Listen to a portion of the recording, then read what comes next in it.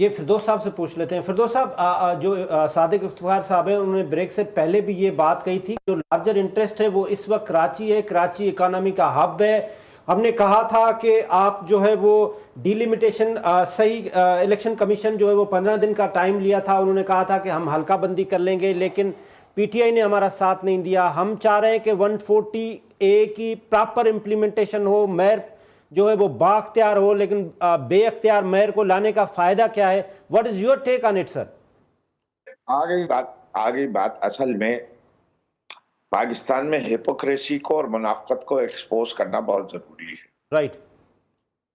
ये अप्रैल से जो है पार्टनर्स बने हुए हैं पीडीएम के, और जो बात ये अप्रैल में शर्त रख सकते थे, गवर्नरशिप नहीं लेते, एडमिनिस्ट्रेटर्स नहीं लेते, कहते सबसे पहले आर्टिकल 140A की इम्प्लीमेंटेशन करो इन लेटर इन स्पिरिट।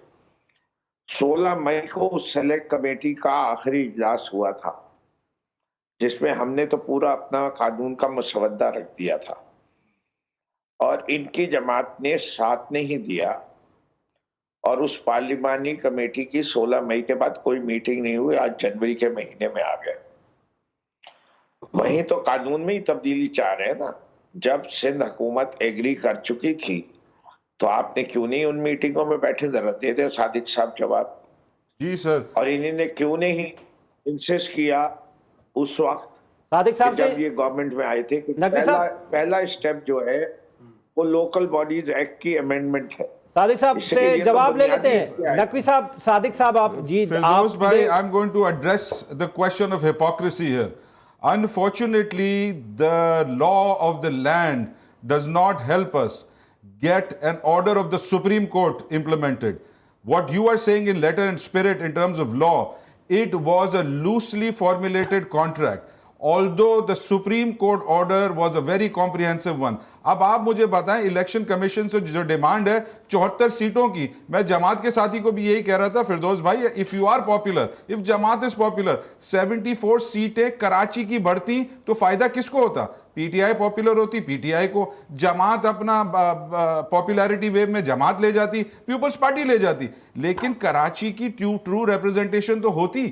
हम आपस में बैठकर, मैं कहता हूं जो इख्तलाफात हो, 10 इख्तलाफात हो, हमने भी आपको, इमरान खान को अपने कांधों पर प्राइम मिनिस्टर बनाया और उतारा भी।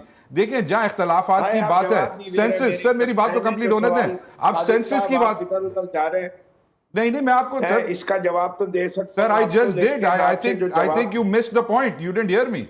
I just answered you very comprehensively. I answered you. Firdaus Saab, I answered very comprehensively. I think you were thinking about a rebuttal. अच्छा, मैं रिफ्रेश कर देता हूँ। आपने सिलेक्ट कमेटी को सर, सिलेक्ट कमेटी में कॉन्ट्रैक्ट आपने पढ़ा? मैंने तो पढ़ा। You are a learned man.